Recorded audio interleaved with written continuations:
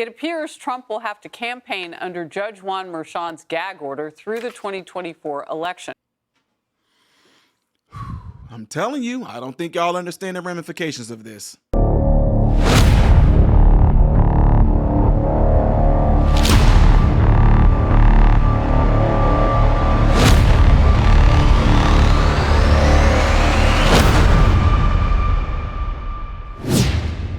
Good day, folks. Welcome to my channel, Modern Renaissance Man. I am Ty Smith. Thank you guys for checking out this channel and the content that I create. If you like the content that I do push out here, make sure you click this right here. Not that you like me or you like the channel, but you want to see more of this type of content. And also be sure to follow me on the platforms you see above and below, all right? Appreciate it. Yeah, ladies and gentlemen, I know this seems like this is a blow, but at the same time, it's more revelation. Let's just be real, guys. Y'all look at things, you know, we all look at things differently from different perspectives, different sides, different angles.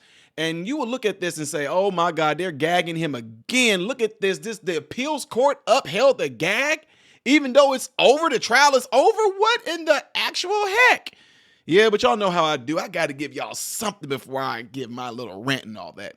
Check this out. The New York Appeals Court has now rejected former President Donald Trump's request to lift the gag order in his New York criminal case.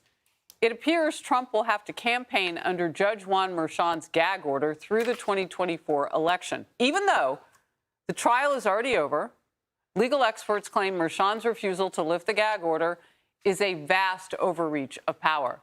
Here's what Jonathan Turley wrote. You have a local New York judge effectively limiting what the leading presidential candidate can say in the months leading up to the election. The continuation of the gag order seems untethered from any compelling rationale. Putting aside the questionable value of the continuation of the gag order, in this case, Judge Merchan is ignoring the countervailing cost for the political system. George. Well, I'm not a New York lawyer. I'm a Texas lawyer, proudly, but there isn't much precedence for... So you're better. Exactly. Such a humble brag. We're bigger. Bigger and better. But no, I would say that there isn't precedence here in New York. Other celebrities that have been under similar gag orders typically have had that gag order lifted by the district judge as the underlying issues are litigated at the appellate level. And I think President Trump will eventually have his court day, whether it's at a higher level or in the federal court system. How high could it go? Could it go to the U.S. Supreme Court? If he chooses to appeal that, he can. And, you know, look, I think it only benefits, since this lawfare campaign has occurred throughout the country against the president, it only benefits him. I mean, if you look at the correlation between this legal aspect of what the left is bringing against him, particularly blue progressive DAs, you'll see that his polling has only increased and gotten stronger over time. Oh, sure. So, you know, last time I was with you, and the fundraising. So, I mean, last time I was with you, I remember sharing that it's not like Democrats are asking me for advice, but I would have shut down the lawfare strategy and just focused on issues. But that's what this president is not interested in doing. That was long before the verdict. So I have to share with the audience, you are hot on this issue. I've never seen you like pound your notes. I am. Look, the New York Appeals Court, so viewers understand, that's the highest court in New York. So essentially it's their Supreme Court. When you are talking about political speech, core political speech, you get the highest level of scrutiny. A law is considered under strict scrutiny. And for all those, you know, I know it sounds like legalese, the point is we really look and make sure that laws do not affect political speech. I do not see how anyone can argue that a gag order on a presidential candidate 7 days before a presidential election does not implicate the First Amendment. Donald Trump's lawyer specifically said there's a debate coming up. What happens on the stage when Joe Biden cites Michael Cohen or cites Stormy Daniels? Well, I don't know if I'll go there. Trump can't answer. Trump can't answer. How is that good for the American people? This is the highest court in New York, and I find the ruling to be shameful. Emily, how can that happen at that debate if that comes up? I mean, that's like someone accusing you of murder and you can't say, I didn't do it. And the thing that is so disheartening as well, to carry your ball a little further about the strict scrutiny, is that think about in the court of law, we talk about this often, when the prejudicial nature, you know, the court balances whether something will prejudice or it has probative value. Essentially, let me weigh whether the damaging impact of this particular issue outweighs whether it helps. And the point is that you always defer to the defendant. You always defer to something that is remediable so that you err on the side of helping the defendant so that you err on the side of protecting political speech or whatever constitutional right you have at that moment. So here, it really boggles my mind that they wouldn't err on the side of protecting a political candidate, a presidential political candidate's speech, Right. especially because the trial ended. So, look, I'm not the president's attorney, but I would say answer away, Mr. President, and just deal with the consequences after, because the consequences from him speaking as he should on that stage during the debate will have far greater consequences, better for him than acquiescing to and this the ridiculous gag consequences, order. Kennedy, that Emily's talking about are for the American people. I mean, if they can't hear from the presidential candidate, then how do they vote? I mean, that is the height of election interference. Well, it has been benefiting the former president so far. So, you know, if I were him, I would actually secretly want them to keep the gag rule in order, or the gag order in But place. he's got to be able to fight back. Well, of course he should fight back. He should look like he's fighting back, but secretly it's like, hey, man, I would love to tell you guys the truth, but I can't. My lips are sealed by this entire establishment that is trained against me and just wants to squash me and you and your future prosperity. And so I think it's one of the best things that has happened to him. It's one of the remnants of the case. It's the stinky bologna that's been left in the fridge for over an hour, and everyone knows it smells to high heaven. But at this point, it's benefiting, and so let's. Yeah. See what I'm saying? What type of sense does that make? Understand this, ladies and gentlemen. Y'all need to understand something.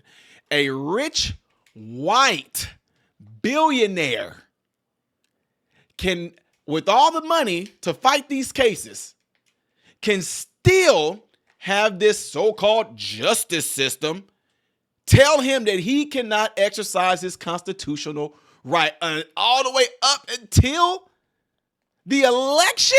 The gag has to be upheld. Can y'all listen, folks? Y'all need to understand, Republicans and Democrats, liberals, conservatives, understand this. They are testing you and me.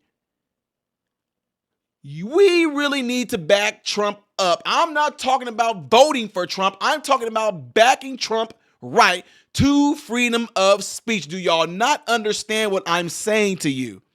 Democrats, you may not like Trump. That's completely fine. But what you should be open to is something that all of us Americans are supposed to have, and that's the constitutional right to freedoms of speech. The trial is over and still the gag can still be in place? I mean, what that's like having a freaking wrist brace on his mouth, or having like a chain still to look, even though the trial is over, it's all said and done, you still gonna shut. That is ridiculous to me. So understand this is not about the fact that this happened to Trump. I know some of y'all are, oh, hooray, hooray, Trump can't say mean things, blah, blah, blah, blah, blah, blah, blah. Imagine if you were being monitored. They do it to us anyway, us content creators. That's why we got to say words like unalive and things like that, or self-deletion. We have to say things like that because if we say certain words, they're telling us we're going to demonetize you or we can flag your channel, yada, yada, peanut butter. Yes, but imagine somebody telling you that you cannot talk, you can't say certain things. Crazy. Now, I don't know if this needs to go to, I don't know the process, but perhaps maybe the Supreme Court or something like that. But to have him completely shut off until election is crazy to me. Absolutely ridiculous. Am I too far off? I'm telling you right now, Democrats, Republicans, it's our freedom to be able to say what we want to. What will happen if Trump broke the gag order? They're gonna throw him in jail? Who knows? Doubt it. But there are some things circulating that I might have to talk about a little later on, because folks, y'all have been hard pressing me about talking about the fact that y'all don't think that Joe Biden is going to be the leading candidate for the Democratic Party. You guys are theorizing that Trump will go to jail, Biden is going to be pushed out, and there's going to be two new Democratic and Republican candidates that we're going to have to vote on because of that. Weird. Do I think it's going to happen? I highly doubt it, but y'all think it is. But anyway, what do y'all think about this particular case? The appeals court upheld the gag. That's, to me, is ridiculous. I'd like to know what y'all thinking, both sides, and state why.